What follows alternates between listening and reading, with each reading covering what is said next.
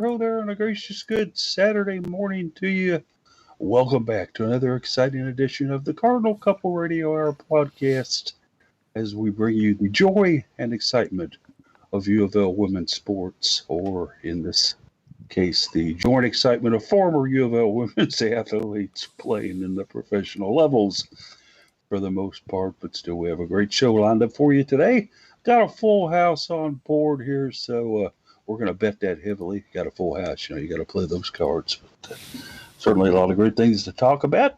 Let's go ahead and bring in Mr. Case Hoskins. He's here with us. Does not have his mask on today. We're going to let him do the introductions, though, and also our Twitter and potential scheduling. Case, the microphone is you, buddy. Yeah, no mask today in the comfort of my own home, but every time I've gone out, I've been wearing it regularly. I even wore it in a drive-thru yesterday at Zaxby's because they had somebody actually taking the orders at the instead of just the computer, or instead of just the microphone, they had somebody out there. So put my mask back on for that one.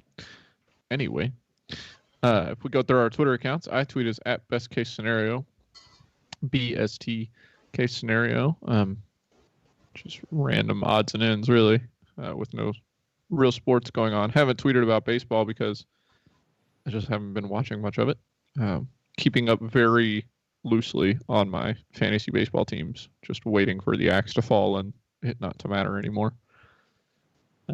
Jared tweets is at Mr. Anderson Jared, bringing you all kinds of information, including his insider information that he gets sometimes, that he brings to our group chat and sometimes takes to the internet.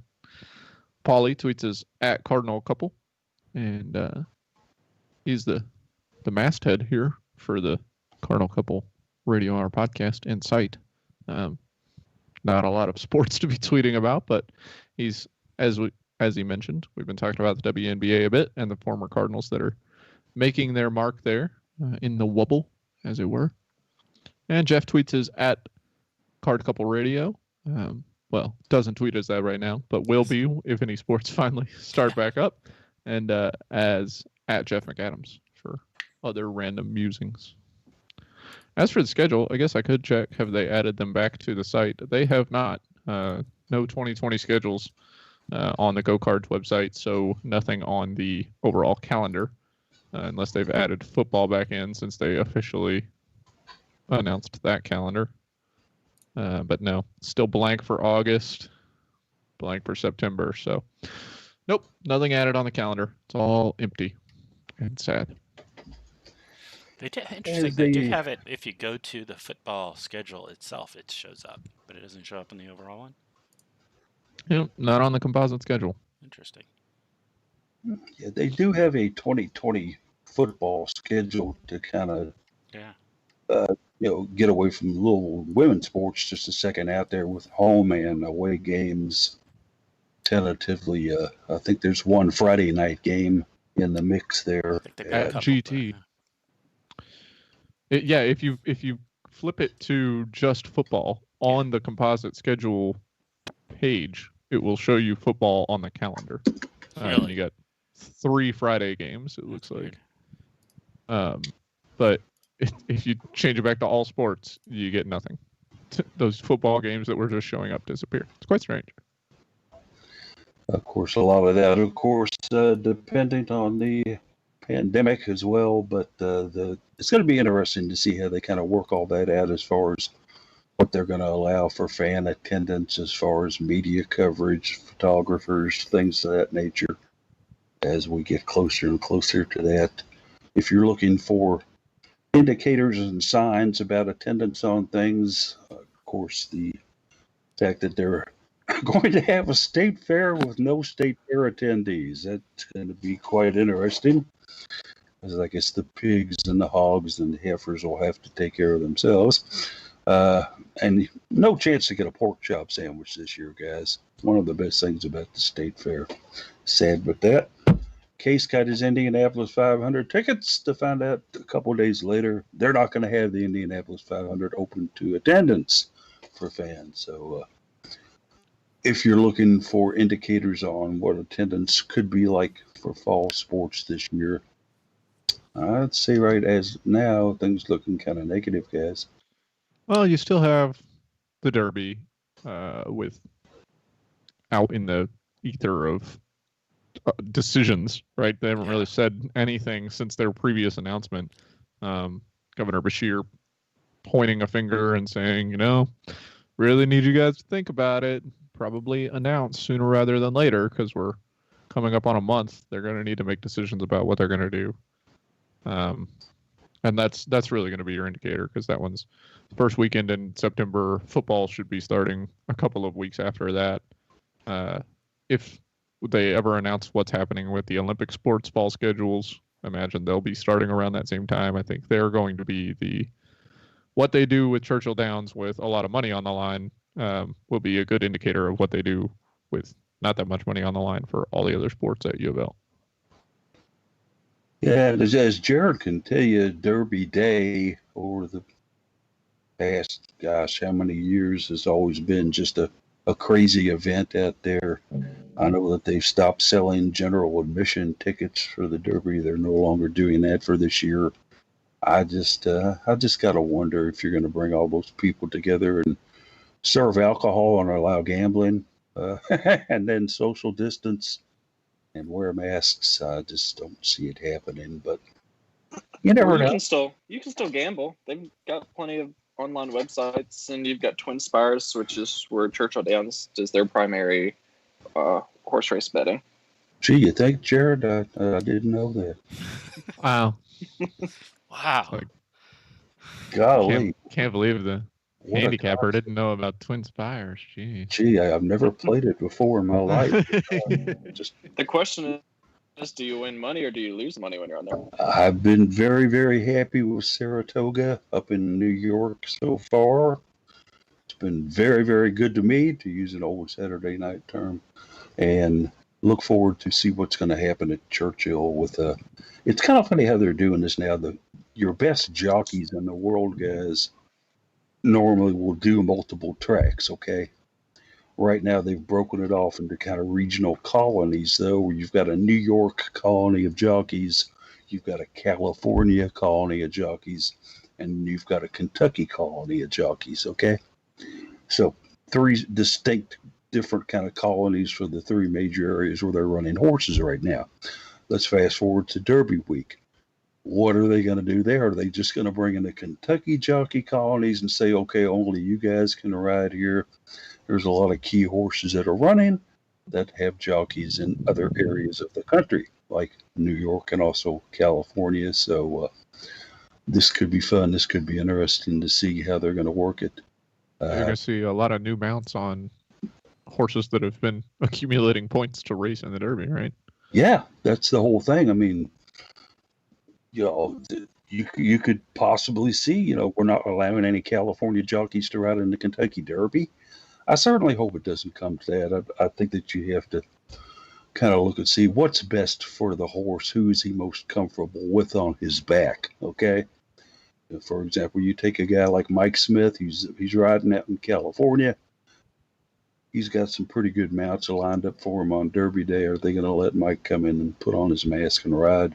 I would certainly hope so, but all that yet to be seen. But as we get into what's going on with UofL athletes, former athletes at the University of Louisville, I think today the WNBA would be a good place to start, guys, because they have got reports, they've got scores, they've got ex-Cardinals, and they've got results and standings. So let's kind of kick it off there. Cardinals against Cardinals even last night.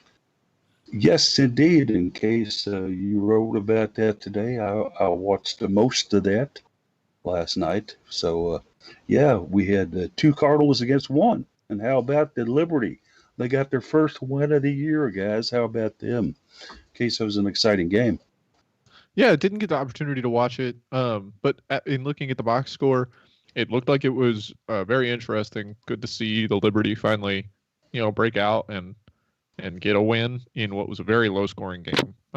Neither team the most crisp, but the Liberty just shooting lights out from 3 compared to the Mystics, and it was all downhill from there with the Mystics not being able to hit the broadside of a barn from beyond the arc. Jared, Maisha Hines now still continuing to make a nice impression with the things that she's doing with Washington. She went for 12-8 last night. Not quite as high as she's been doing, but the Mystics won their first 3 games of the year. They've now lost 3 in a row. What's going on with Washington? Well, Maisha's starting to become their go-to player. She's really stepping up. Finally having that breakout season that we all knew she would have at some point after watching her with UofL. But in the end, you've got 5 players on the court, and to efficiently win and continue to win, you need more than one player to carry the load. So I think right now they just need to figure out who they are at the moment and who needs to fill what roles. And once they can get that going, I think they're going to get back on their feet and get the ball rolling again. Yeah, we certainly hope so because they got off to such a good start. But this Liberty, Jeff, they bring in 7 rookies to start the season, okay? They obviously taking a path that not any other WNBA teams are taking. Grow and learn, certainly. They won their first game last night against Washington. Didn't see a whole lot, though, out of our Cardinals that are on the team there. Yeah, they didn't contribute a whole lot, to be honest. And that's one of they're 2 of the 7 rookies. I think 5 of which are active on the roster at this point. They're still figuring out their roles. They've had games where they have had some pretty good contributions. Both Jasmine Jones and Kylie Shook were a bit quiet last night, but the whole team is figuring things out. They're also figuring things out without Sabrina Ionescu, who they kind of planned on being a pretty central part of their team, so that with her ankle sprain, that shakes their plans a little bit. So it's both a team with a bunch of young people that are still figuring out how to play at this level, plus having shaken up even what little plans they've made. So, yeah, it's not surprising that they're struggling a little bit. This is a long-term view of putting together a good team, multi-year probably. But I think we're also going to see them continue to improve throughout the year. It's the first victory for the team. You see the improvement. You see their shooting. You see they're starting to move the ball better with some rough spots still. That's to be expected. One of the strangest things that I've seen in the evolution of that this year is actually Jasmine Jones playing point guard, guys. With the Cardinals, she was blessed to have a lot of good point guards on the roster when she played there. Erica Carter, for example, Dana Evans, some other very good point guards. And now, due to lack of numbers, they've pressed Jazz into kind of a backup point guard role, which has gone plus and minus for her, but just kind of an evaluation on how she's doing at that case. I think she's kind of trial by fire and learning a little bit. I'm sorry, you'll have to repeat the question. I zoned out just a little bit. It's my sister's birthday. I texted her. She texted back. It's a whole thing. Oh, we certainly need to wish Chelsea a happy birthday then. And have you got your voice tuned up? Can you sing her happy birthday on the air case? No. Even if Jared were to accompany on the phone in, we wouldn't. Correct. That would not change anything. Well, I'd just like to wish her a happy birthday, and certainly I'll miss you at the Derby party this year that we normally have because I don't think that's going to go. Yeah, I'll also miss you. I'll also miss Chris's money, so that's going to be another. So, that's happening, but no, we were just wondering about Jasmine Jones as a point guard case. What's the deal here? I know they've kind of pressed her into action. She's been a great 2, a great 3 in her college career. She's now out there as a backup point guard. How's that gone for her? Definitely a learning curve. Without Sabrina Ionescu, they've had to make some choices, and then without Asia Dur as well, they're really just kind of making stuff up as they go along. I think at this point, last night it worked out for them. But Jazz Jones is a great learner, continues to be a great learner of the sport, makes the changes that she needs to her game to fit the roles that she's being asked to play. So it's not necessarily turning out yet with her as the point guard. She was still able to get on the boards as a guard yesterday, or last night, I should say. But not seeing quite as much effectiveness from her as a point guard yet, but that's not to say that it's not a role she can be effective in. She's not known necessarily for her ball handling skills. She wasn't at UofL, but that doesn't mean she can't improve at that. And we know she's got the eye to find open players, and she is very good at moving off of the ball, which I always think that in any sport, if you have the knowledge of playing one position, then that can assist you in playing another position. So I think if she continues to get time at that position, she's definitely going to see improvement as a point guard. One of my favorite things about last night's early game that took place there with our Cardinals involved in it was the chippiness that got involved in the action. Lisa Clarington was getting a little bit verbal, let's say, after a couple plays. And then Amanda Zowie B, one of my favorite names in the WNBA. It's a great name. Did some great things for the Liberty, made a play, kind of did a little woofing. But Maisha Hines-Allen took exception to it. And I would think of WNBA players that you don't want to get upset. Maisha Hines-Allen would be near the top of my list, okay? They did a great special on her brother, who, of course, is a fantastic linebacker for Jacksonville. He was played, fantastically for them.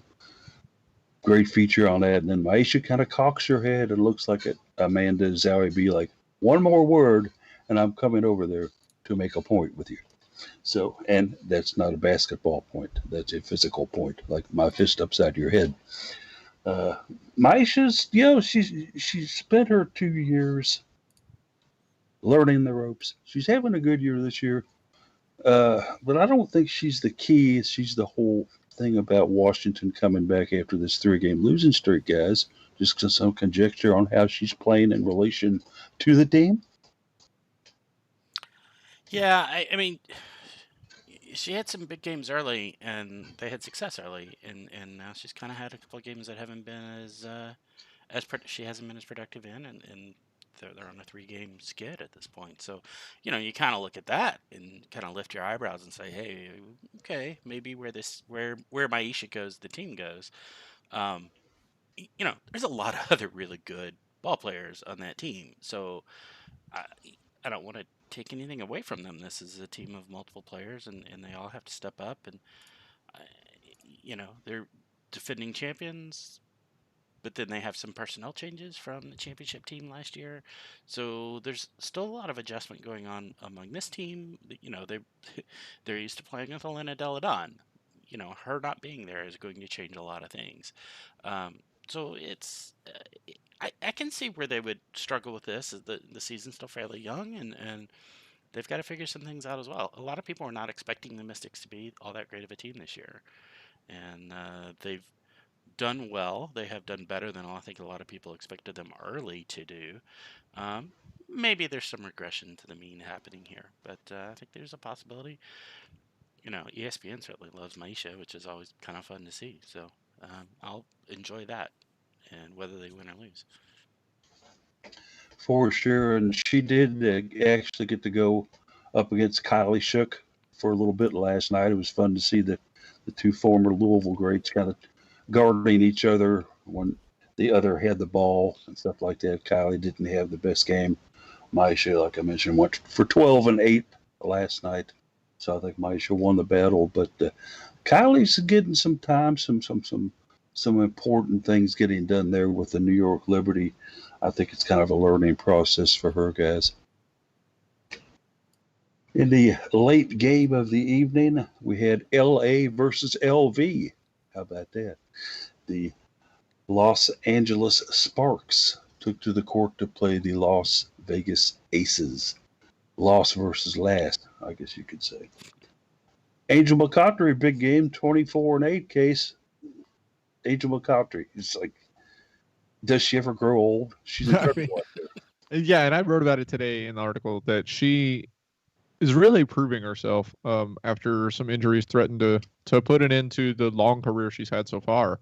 But she showed last night, and she has been showing this season. Last night was not the first time, and I'm sure it won't be the last, that she's still plenty to be reckoned with. You know, she stuffed the stat sheet outside of just those 24 and 8. She picked up 5 assists, 3 steals, and she led the floor in plus minus. She was just a very productive player. One of the most efficient players on the floor. She shot 53% from the field, 100% from the free throw line on 6 attempts. So just really making the most, and nearly led the entire game in scoring. Just 2 points off her teammate Asia Wilson. So a fantastic game from her, and it's been a really good season for her so far. And as we segue into that, and Case mentioned it, Jared, if you've got Asia Wilson isn't far behind, is she? Oh, no, not at all. It's gonna be nice to have them on your team, reliable players. And like you said, Angel seems to not age. I mean, even with how long she's been in the WNBA, she's still putting up some of the best numbers in the league. So that's kind of nice, and it's always good to say, well, hey, she went to UofL. But they're a tough team to compete against, and one of the clear favorites for the title. I do think it's a little amusing. We're talking about Angel's long career in the WNBA when you still have Sue Bird in the league, who's 7 years older, Right? And down at Taurasi too. Yeah, also a long time. Plus Candace Parker. I mean, they're definitely long timers, Jeff. But when they talk about Angel, coming back off the injury and everything like that, coming off an injury, that's a big deal. Absolutely. And the big question I've got for you is, does she move McCautry ice cream out of Atlanta now and go to Las Vegas with it? Okay. Las Vegas is not a great place for ice cream. No. I can't really see it working there. Maybe in Reno, but I don't know. It melts very quickly. That could be good though. Increase sales. Got to eat this fast. Oh, I need another one. She's opening one in Louisville, though, right? That is the speculation and the rumor. When she was here with Team USA back over the winter to play Louisville at the KFM Center, I did make a point of asking her that question. When am I going to get some McCautry ice cream here in Louisville? And she said, it's in the works. I promise you, it's in the works. I thought they had actually announced it, but I could be wrong on that. So. Would hope it would be a location close, to where the KFC Yum Center possibly is, where fans could get a double dip there. Mm-hmm. Basketball and McCautry ice cream could be a lot of fun. So the Courier had an article about it in September of last year, so it's not just your report.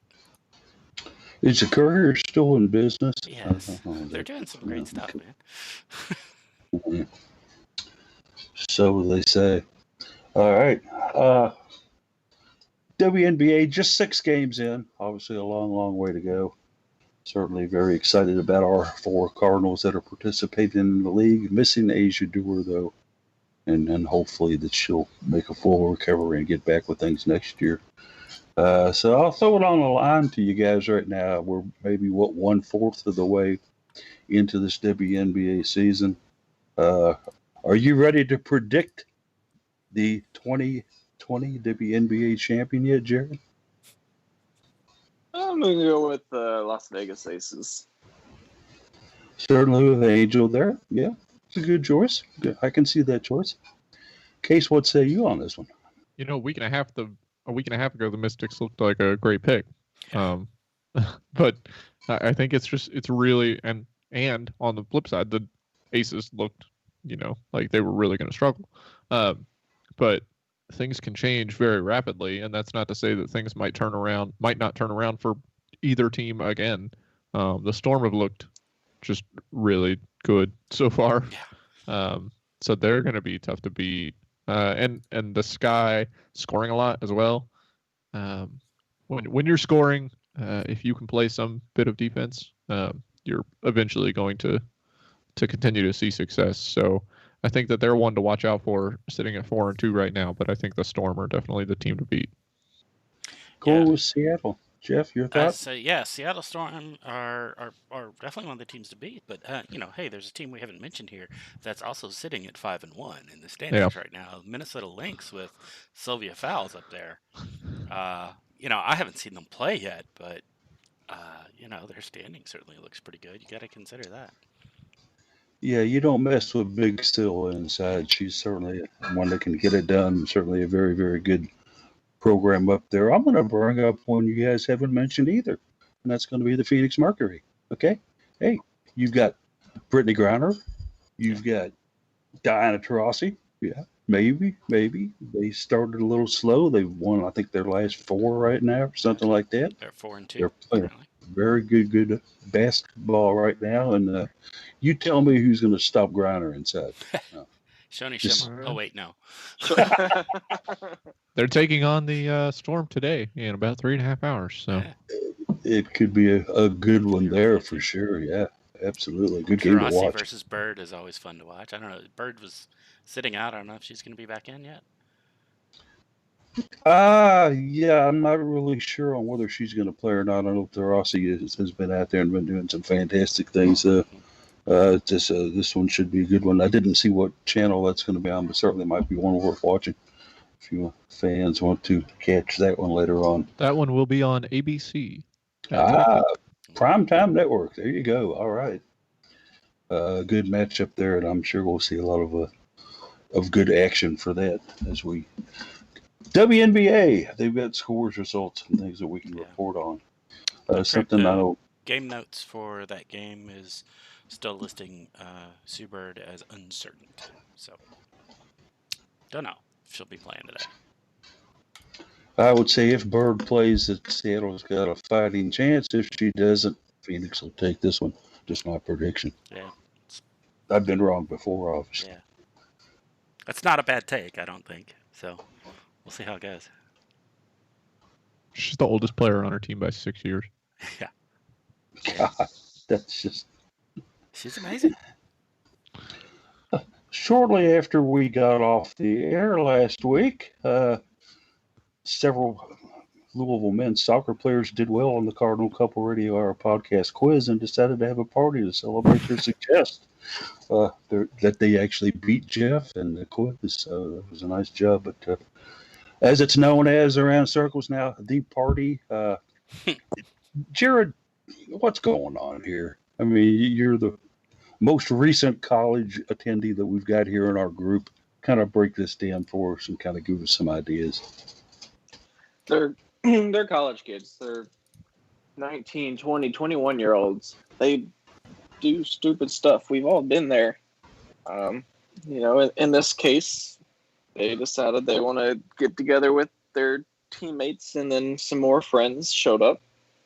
And when these people that are showing up are typically other student athletes, and you've got a pretty good connection with them, it's a little bit harder in terms of peer pressure to say, no, I need you to leave. But at the same time, when you're a student athlete, you're held to a higher standard. You've gone through all of these meetings and sit-ins with the coaches and at the athletics staff right now and executives to figure out, hey, we've got to follow these very strict procedures right now if you want to play a season. And they went against that in this case, and it's led to a pretty severe issue. And I can understand UofL's stance on wanting to lay down the law early and show that they're not going to tolerate this.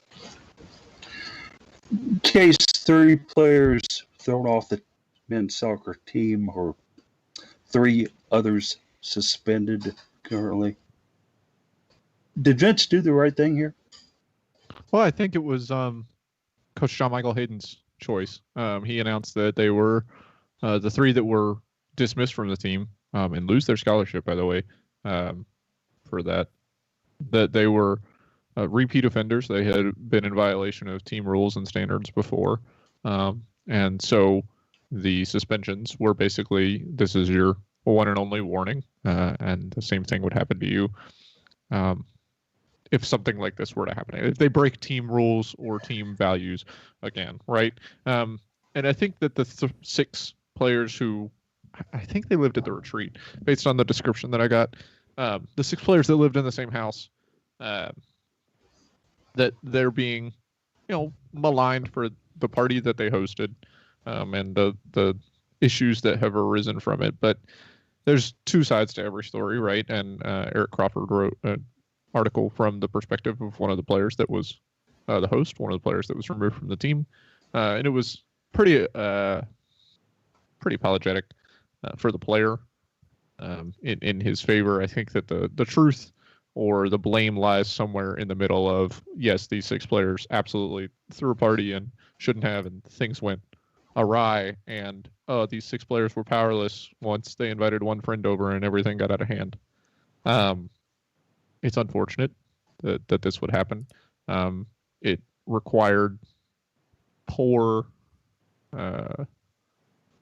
choices and poor judgment by multiple people, not just the people who decided to have a teammate or two over to celebrate their negative test, and they're making it through, I guess, through the summer bubble.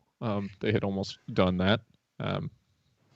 They wanted to celebrate, and they just made a poor choice by allowing anybody in the door that didn't live with them. I think that's been pretty clear that that's the directive that people are supposed to follow, not let things grow. Don't get in gatherings of more than 10 people, and if you already have a house full of 6 people, then it doesn't take too many to reach that magic number. So, it is what it is. It's unfortunate. It's really unfortunate for the players that are now going to have to find another way to pay for their school to continue going, or they'll have to transfer, pick up a scholarship somewhere else. But it is what it is. I think that we're all being asked to make some sacrifices, some personal sacrifices and professional sacrifices in a tough time. And it's unfortunate that players like this are being put in such a position. That can be a completely different conversation, but it is what it is, and you kind of have to make of it what you will. I have some disappointment with some of the other players, though, and I think these are pretty much all were student athletes. Given that I don't think there are any non-athletes on campus really at this point, so by and large, but like these other student athletes, as they're coming, they're showing up, they're walking in, and they're seeing the situation and not turning around and walking out and going, right. this isn't the poor right judgment place. by a lot of people, not just the host. Yeah, like, you absolutely. show up and there's already 40 people there. You're like, maybe I don't want to be here. Yeah, maybe this isn't a good place to be right now in the world situation we're in, and in the situation they're in with UofL. So yeah, it just, how strict should how severe should the punishment be for this is debatable. I think there should be some. I don't know. I think we're going to see, as the investigation continues and UofL is able to speak with all of those that were in attendance or witnessed it, we're going to see a lot of suspensions and other reprimands kind of put out there. Hopefully the suspensions, in my opinion, should be that you're sitting out a certain number of games, because if you're just going to suspend them from team activities such as workouts and practices, to me, that's not really much of a punishment other than you're just missing some practice. To me, if you really want to punish the student athletes with some type of suspension, you need to have them sit out games so they learn their lesson.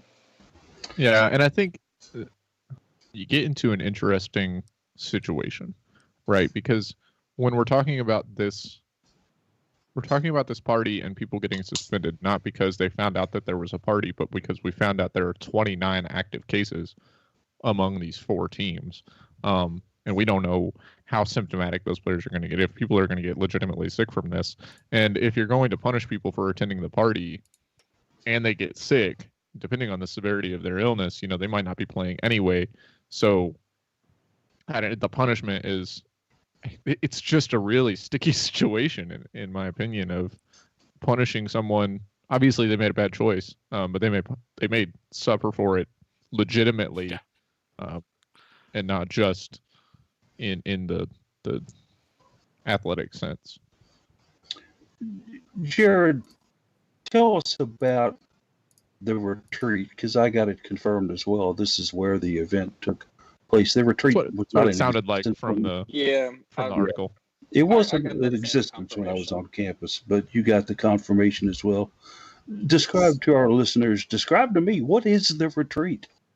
So you've got off-campus housing. If you're heading northwest of campus and you're getting over there, past Cardinal Town where you see Qdoba and Jimmy John's and all that, you cross those train tracks that are right there, and you've got 3 off-campus housings that are not U of L owned, but U of L Campus partners. affiliated, they call them. There's the word. Thank you, Case. Yep. So you've got the Province, Bellamy, and the Retreat, which are all promoted as gated communities. There's a lot of issues with either people following each other in through the gates as they open with their cars, or they have issues where the gates don't open, so they have to leave them open anyways. The Retreat is the one that you have individual houses. So you're looking at anywhere from about 2 to 8 people, depending on the house, that you have your own private room, your own private bedroom, but then you've got a lot of community space, such as living room, a kitchen. So it's a glorified apartment in a way. It's like a Florida retirement community for college students. Yeah, and they've got there's a pool there. They've got a dog park and everything, but it's very easy. They're side by side. You can just walk to one. You need a code or a key to get in, but I mean, if you're leaving the door open or you're just letting anybody in, it's not that difficult. And when you've got a heavy number of student athletes as well as cheerleaders and dancers and whatnot that live over there, I mean, they're all in a close community. They're already close as is, so it's very easy to just go and hang out with each other at any point, which in our current circumstances, you're supposed to be distancing yourself and staying in your own team's bubble and not interacting with the other teams. So that, and thank you guys for the explanation on that, because I wasn't really sure where it was. I knew of the location, knew that there were obviously student athletes living in the retreat, but didn't know anything about it. So that kind of makes it clear a little bit as well. Just a sad and sorry situation. I think U of L did take the appropriate measures. I think the coach, John Michael Hayden, took the appropriate measures in doing what he did. And I'm sure that the rest of the pie hasn't been consumed yet here. There's going to be more stuff coming down the road on this. Well, let's face it, we know college kids will party. But if you're a scholarship student athlete during the pandemic, I think that should kind of temper your amount of partying, okay? Yeah. You're held to a higher standard. Yeah, and part of being a college student is learning how to function as an adult in society, and part of that right now includes being careful of being around others, right? I mean, something we're all having to deal with, and this is part of their learning, is to figure out, oh, hey, this was a screw up, and we need to make sure that we take things like this seriously in the future and understand what the implications of things are, and that it's beyond just your own individual, do I feel good? Am I sick? Right? Because, you got a bunch of young athletic people. The likelihood is that they're probably not going to be severely impacted by COVID-19 based on what we've seen, but they can spread it to others. And, that's part of that learning process, I think, is all in there. Yes, indeed. Something that I'm sure we haven't heard completely the end of.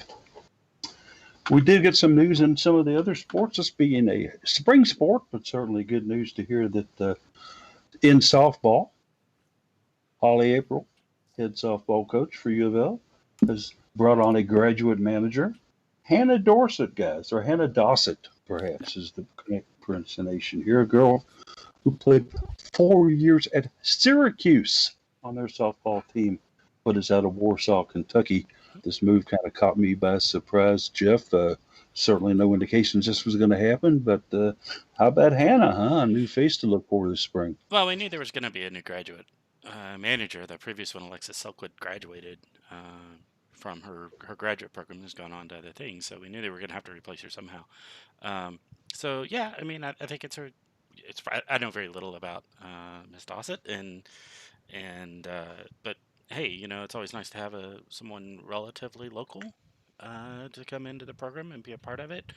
If presuming they have a spring season, I'm sure some of us will get to know her a little bit up in the press box, is usually where this position is, charting pitches and such like that. So those of us who show up and are up in the press box probably get a chance to meet her in the spring. So pretty cool. Jared, you remember seeing her come to town, obviously, when Syracuse would come to town to play Louisville. She usually had a pretty good fan base up there with her, right? Yeah, when you're traveling back close to home to play a team, that's the time when you're going to see a lot of your friends and family that are more likely to travel, because it's difficult to try and get off work as well as pay for travel expenses to follow you around the country in your games. And from what I gathered, I think she was part of that Sluggers team here in Kentucky that we've seen a lot of our UofL softball players come from, including Jordan McNary. So she's got a lot of close connections, and maybe that's part of why she chose to come here, just due to her connections back home. Yeah, and if you're not familiar with where Warsaw, Kentucky is, I had to look it up. I didn't know. I drove right past it yesterday and didn't realize it. It's on the Ohio River, up almost into northern Kentucky, kind of just this side of what most people think of as northern Kentucky. So, yeah, it's near I-71, which I drove yesterday. So, but I may have seen it on a sign and dismissed it. I don't know. If you've driven to Kentucky Speedway, you've seen the signs. Yeah. Is that the Warsaw Sparta exit? Yep. Yeah, it is that exit, Yes. isn't it? Yeah. Okay. Yeah. So I did see it on signs. Always identify Well, that that's a area as plus there. Sparta, not, and I don't use Warsaw. So okay. Very good. And also, if she has a connection and is tight with Jordan McNary, then she gets a double thumbs up from Right. me, because we love the Gov, and I say she could well, be the Gov's lieutenant been governor, doing maybe. some traveling. Yeah, it's just like she is my next choice for governor of the state of Kentucky. Yeah, she really is. I hope that she can get through the primaries. All right. As we kind of talk a little bit about fall sports, I'm going to segue that fall sports conversation we've been having here into today's quiz. That's right. It is time for the quiz. Wow. Today's quiz is going That's to fast. be about fall sports. How about that? Jared took last week off. He was in there busy at the bank. Back to defend his title, though, against Jeff, who won last week, and Case, who was in there pitching, who was in there fighting, but just That was barely fell short. Good competition last week. Yeah. It was a good competition. But today's quiz is about fall sports. Fall sports at the University of Louisville. If you're taking a quiz for the first time, if you're listening for the first time, there's a total of 10 questions and a bonus question. You get 10 points if you get a question correct. You have the option to take the bonus or not. If you take the bonus and get it right, you get 20 points. If you miss the bonus, you lose 20 points. And then, of course, there is the option not to take it and not risk any points either way. These guys always take the bonus, though, so I don't even know why I go into that segue on it. But anyway, there is a bonus there if you decide to take it or not. Listeners still have the choice. They could choose not to. If they That want is to. true. That is true. Comparing I can't us. remember the last time somebody didn't take the bonus question now. Yeah. I'm trying to go back. I think it may have been back in the old radio days down at WCHQ, probably. But we'll see. A full house of 3 contestants today, gentlemen, as we get ready to go to our fall sports quiz. Good luck to everybody at home, too. If you happen to beat our winner today, please let us know. We will order you and deliver through Amazon a 1-eared toothpick holding bear. Paid for it of Jared's account. You have to break the ear off yourself. Yes. If you need pliers, we'll order those for you as well. You can break the ear off yourself. Question number 1, gentlemen. How many ACC-sponsored fall sports are there? The ACC sponsors fall sports. Guess what? How many do they sponsor? Is it A, 6, B, 7, C, 8, or D, 9? How many sports are Men's sponsored? and women's? That is correct. 6, 7, 8, or 9 are your choices, guys. ACC-sponsored fall sports. Depends on how. Yeah. There's some that are tricky here. Oh, the boys have got some questions. Case, you'll start us out with the answers, then we'll go to Jared, and then Jeff. I'm going to go with 8. Case goes 8 with his answer. Jared, where do you land on this? I'm trying to figure out the whole men versus women side of things. So I think Yeah. it's 7. He's going to go with 7. Jeff, or these guys, either one of them correct, or you got a different answer? Yeah, again, it's kind of depending. Oh wait, I forgot a really important one. Yeah, is tennis considered a fall sport? They play both fall and spring. I'm gonna go with 8. He says 8. So I'll name them off for you as listed by the ACC and their fall sports schedule, guys. And I will tell you that Jared did have the correct answer with 7. Okay. The fall sports are women's soccer, men's soccer, field hockey, football, volleyball, Forgot football. women's cross country, and men's cross country. Those are the 7 official listed ACC fall sports. I thought swimming and diving was in It's fall. considered winter. I think they consider winter with basketball. Bummer. Yeah. Bummer. And then I left tennis off football. because there were, Well, I left off football too, and Yeah. then we still got more than we needed. Yeah, I was counting tennis because they I do counted, play in the fall. correct. I counted track and field and cross country. Track and If you field guys spring, will remember, though, on ACC Sports Media Days, spring sports always features tennis, because we always get our good friend. Yeah, so the I mean, bulk of their Mark schedule Beckham. is always in the spring, but they do play some in the fall, and they are it's not like softball playing a fall schedule. They do count in the record, so yeah. Jeff I is just- arguing vainly to get No, that no, 10 no, points not- back, not- but he's not going to get them. not arguing, just I wasn't sure how it was classified. So When just does Mark explaining. Beckham show up? When does What's a Mark good Beckham- year-round shoot? Right, it's a year-round sport. You get it. They play in the fall, winter, and spring. There's no So you partial can- credit in this game. No partial credit. I'm sorry. Case knows it. Hope Take you his did points well away at for home. suggesting it. It's too early for that. Question number 2. Where are the 2020 Field Hockey Championships scheduled to be held this year? Yeah. A. Traeger Stadium. B. Syracuse. C. Wake Forest. Or D. Duke. Where are the 2020 Field Hockey Championships scheduled? ACC or NCAA? Yeah. ACC. Okay. ACC. I should have put ACC in the front of that. My apologize, guys, Fine. but it is ACC Field Hockey We Championships. can ask clarifying questions, so that's Absolutely. Yeah. Is it at Traeger? Is it up at Syracuse? Is it a Wake Forest? Or is Duke holding them? Case, which one of these 4 sound right to you? Man, I have no idea. I feel like we would have talked about it if it was UofL. I'm gonna go with Duke. He says D, Duke.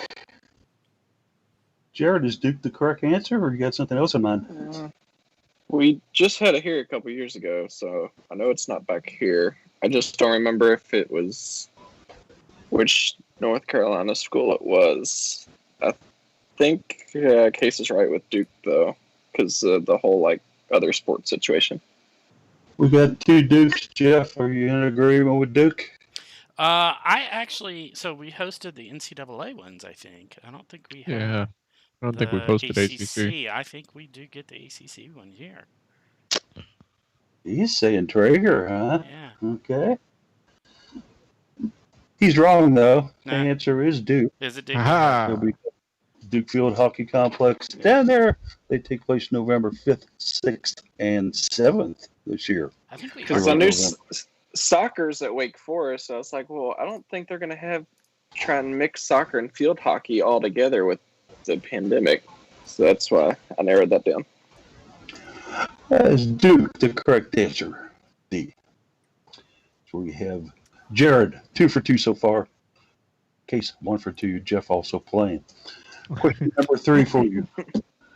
Cross Country runs their home meets. Louisville Cross Country runs their home meets at A. E.P. Tom Sawyer Park, B. Iroquois Park, C. Fraser Park, or D. Seneca Park. Case, where do they run the cross country home meets? A. He's going A. Tom Sawyer Park. Jared, is that right? Yeah, beautiful EP Tom Sawyer State Park. He likes it down there, Jeff. These guys seem to be on a trend. Do you agree with him? Yeah, it is not A.B. Sawyer Park. That's a different park. The city park it is. E.P. Tom Sawyer, yes, indeed. That's right. E.P. Tom Sawyer is the correct answer. Hey, out there, beautiful facility out there. I know, Jared, you've done some photo shoots out there. It's also a great place to just go out and take a walk or throw a frisbee around. Great facilities out there. Well, they've got the old sauerkraut cave still is there, so it's kind of cool to go explore that. God, I haven't been there in years. Oh, God, too many years. Wow. All right, through 3 rounds, Jared's still perfect. Question number 4. Which of these individuals is a women's soccer assistant coach? I'm going to name 4 names. Tell me which one is a women's soccer assistant coach. Is it A, Lucas Piccioli? Is it B, Hunter Norton? Is it C, Jing Hughley? Or is it D, Scott Teeter? Which one of these 4 are the women's soccer assistant coach? In case you've got Piccioli, Norton, Hughley, or Teeter. Okay. You're going A? No. I said okay. Doing my 50-50 elimination. Like, Right. I liked your incredulity when you said, "Are you going A?" Like, I didn't know if you said A or A or A or A. eh, All right. what? Okay. I'm gonna pick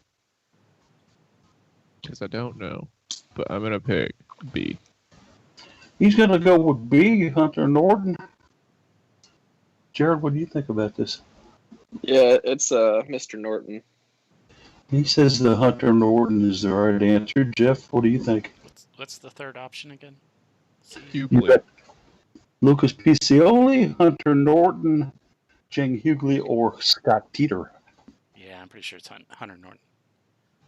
They all like the Hunter, and B is correct. Hunter Norton, assistant coach on the team. Jing is the director of operations with women's soccer. Or Scott Teeter, the lacrosse coach, and Lucas Piccioli, the field hockey assistant coach. So, through 4 questions, Jared still remains perfect. We'll switch the order up for these next 4 questions. And Jared, you will start out, followed by Jeff, and then Case. Okay? Here we go. Question number 5. Which program had the most wins in 2019? I'm going to give you 4 programs. You tell me which one had the most wins. Is it A, women's soccer, B, field hockey, C, football, or D, men's soccer? Who won the most, Jared? Oh man, the team I was hoping you were going to name off was It's going to be easy to say volleyball.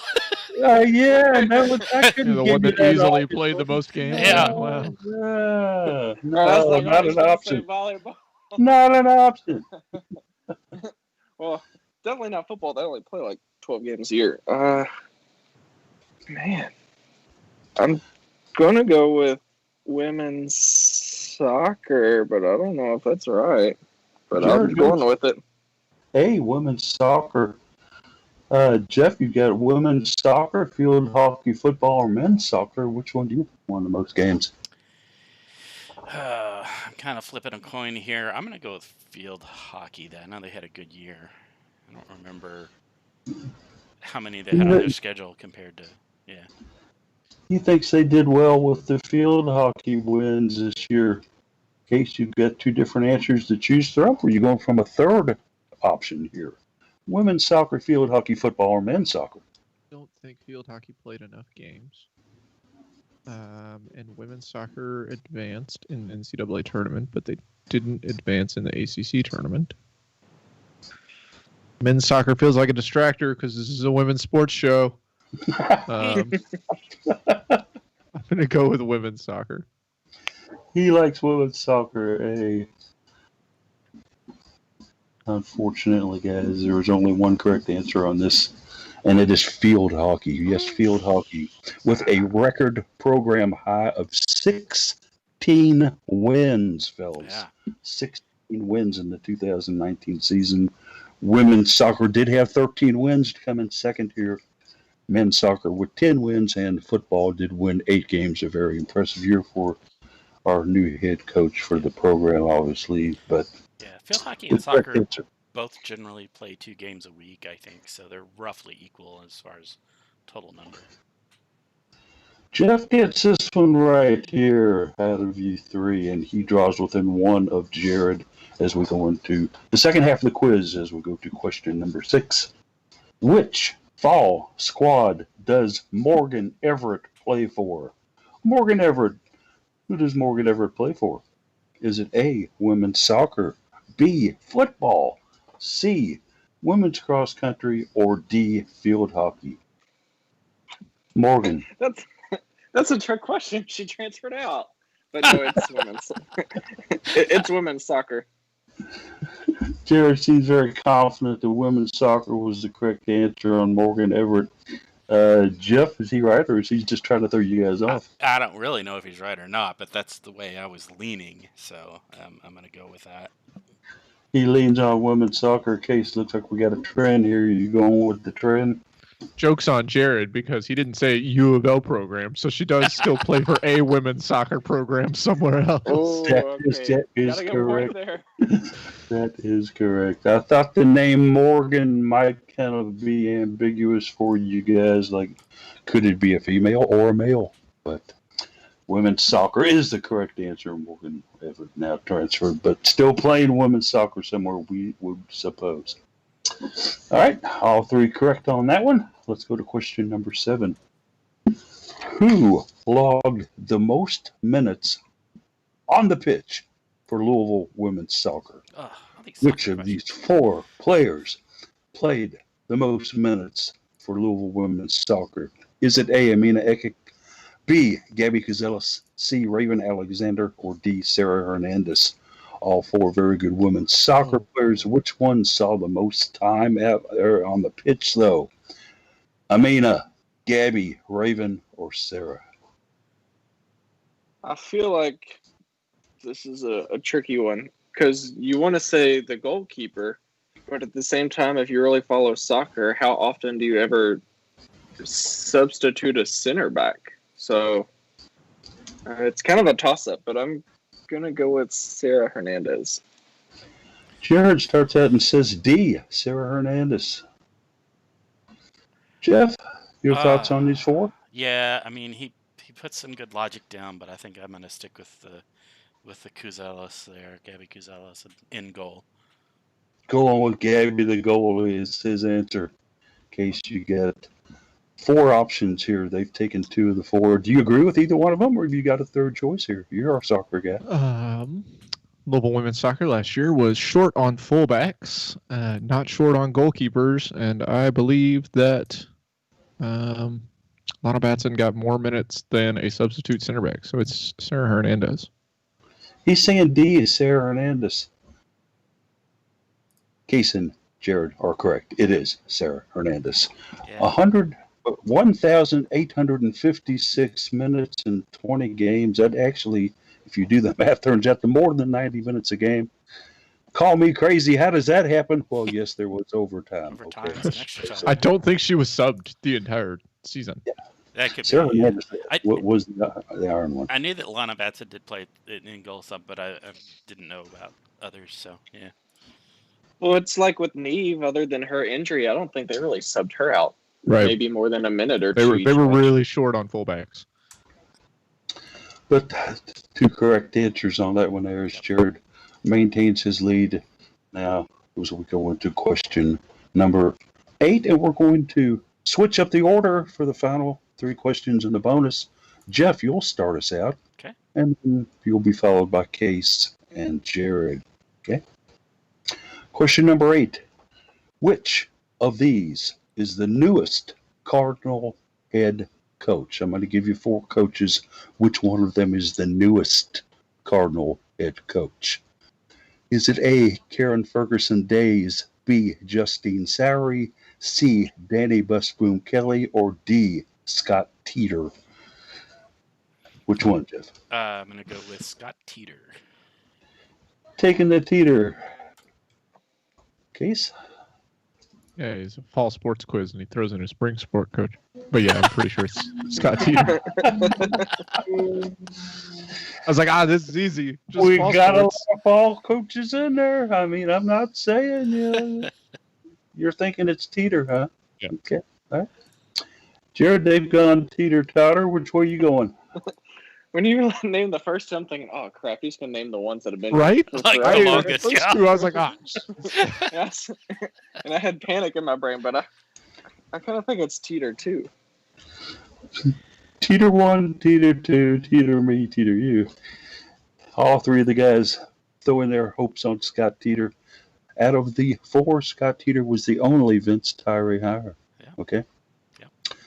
Danny Busboom Kelly, one of the last hires that I was gonna say, George made. I think they were only a year apart. So yeah. Yeah, only a year apart is Scott Teeter, the only one hired by Vince. So all three were correct on the answer for Scott Teeter. He's certainly done a fine job in rebuilding that program and getting it going again. Going to question number 9 now. We still got a horse race here, folks. We still got a race going on. Jared's missed 1 question. Jeff has missed 3. Case is hanging in there with only 2 incorrect answers. So, question number 9. Your question is, the 2020 volleyball roster has how many Kentuckians on it? What the heck? 2020 volleyball roster. How many Kentuckians? Is the answer 3, 4, 5, or 6? How many from the Commonwealth of Kentucky are playing volleyball for Danny? Jeff, 3, 4, 5, or 6?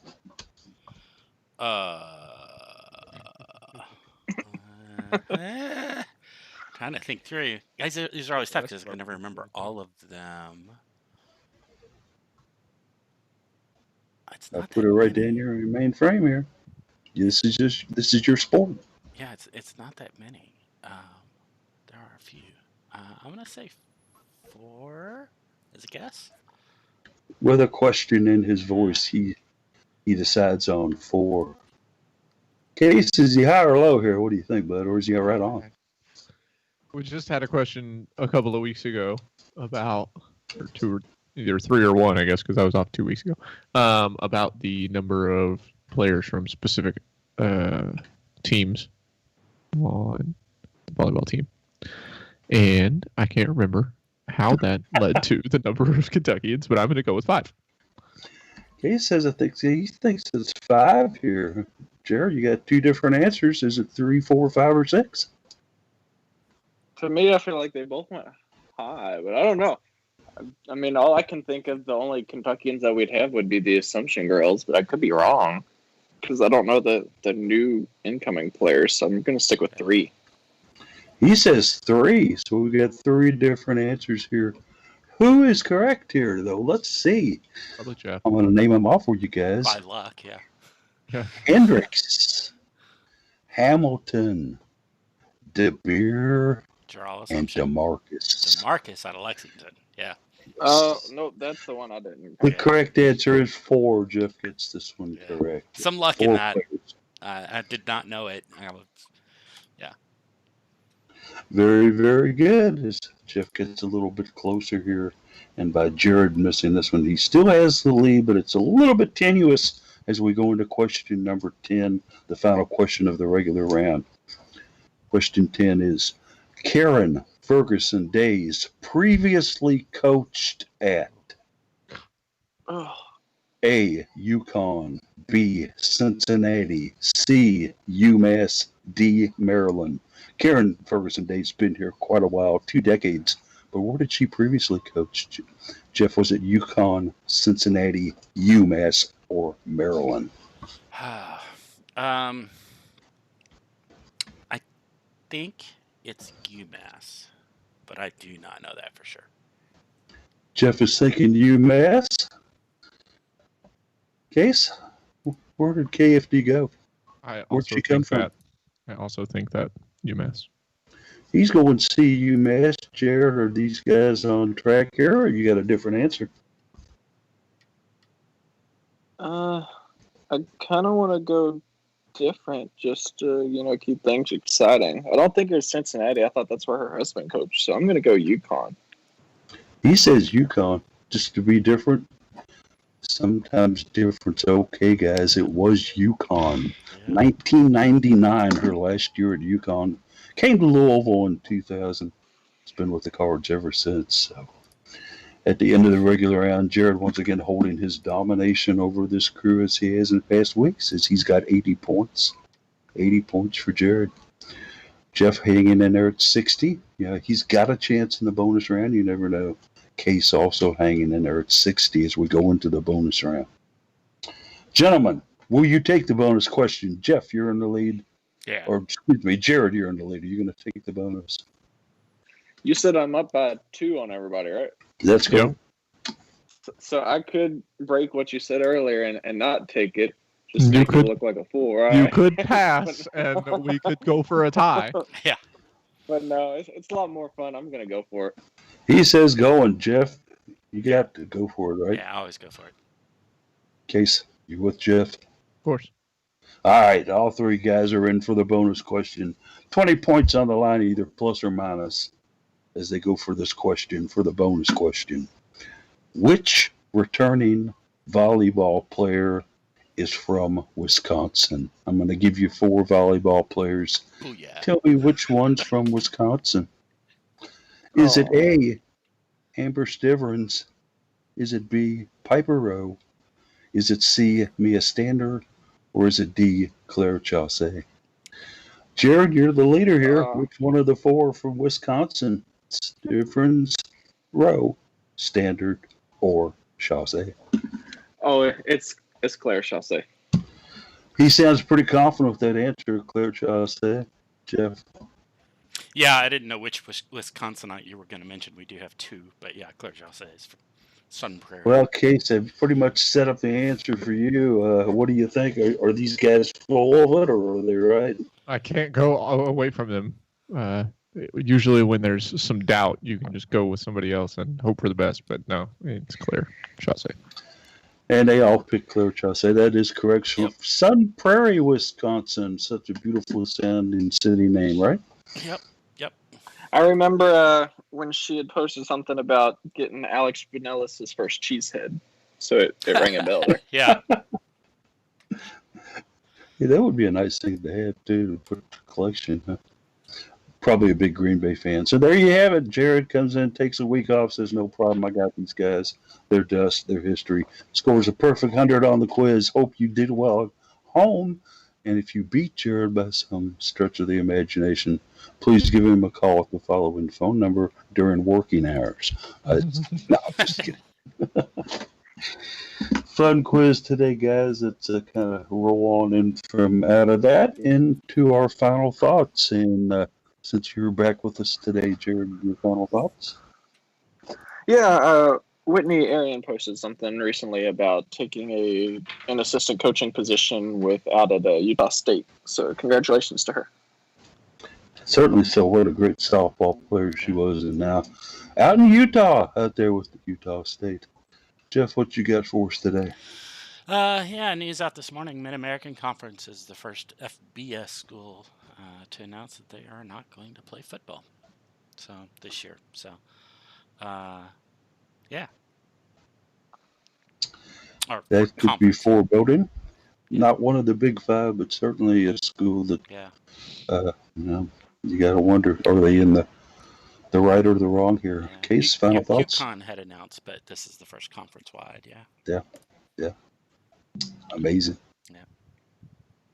Yeah, I'm going to just clarify or put in one more final thought about what we talked about earlier is, people are going to want to throw blame at numerous people, different types of people, whoever, for what happened and led to the suspension of fall sports at UofL. And just remember that these are all student athletes who are being asked to do something that not a lot of other people are being asked to do right now, and that they are young men and women who make choices, and remember the bad judgment that you could make at such a time. So just keep that in mind before casting any aspersions on others. Well thought out words. Good words. Are kind of out of the sports grain, but final thoughts here. It's hard to believe, and it's certainly a different time of year for it, but this is Crusade for Children weekend, ladies and gentlemen. The big annual fundraiser for the Crusade of Children here in Louisville that does so many wonderful things for so many programs that work with children here in the Louisville and the Kentuckiana and Southern Indiana area. Having worked this in the past with working with volunteer fire departments and other things, I can tell you it's a very worthy cause, and certainly there won't be coming around there to give you a bucket to throw your change in this year. They won't be doing the TV with the lines of people pouring their change into things. Terry Miners will still host it, but it's going to be a lot scaled back. So it's so important that you get online or get on the phone and do your pledges for the Crusade that way. Go ahead and give them a little help because they certainly do some wonderful work, right? All right. We've been practicing all week. We're now going to sing our closing song in unison. Case, start us out on the count of 4. Look what... You guys didn't join in. Nope. All right. No. It's been a You fun... didn't count us off, in fairness. But And a 1, That- and that a wouldn't have 2, changed and a anything. bippity-boppity boo. Well, baby. Yeah. Well, okay. Great show today, guys. We'll see y'all next week.